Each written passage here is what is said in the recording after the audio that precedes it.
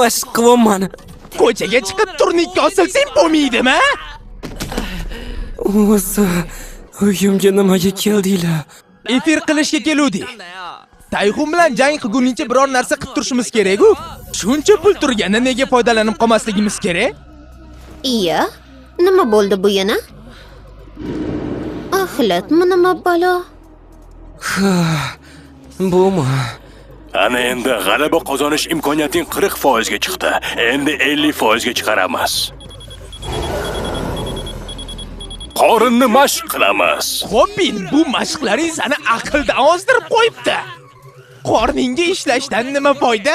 Bu bilan Tayxunni yengib bo'lmaydi. Shunday qilmasa bo'lmaydi. Hozirgi yoshlarga nima bo'lgan o'zi?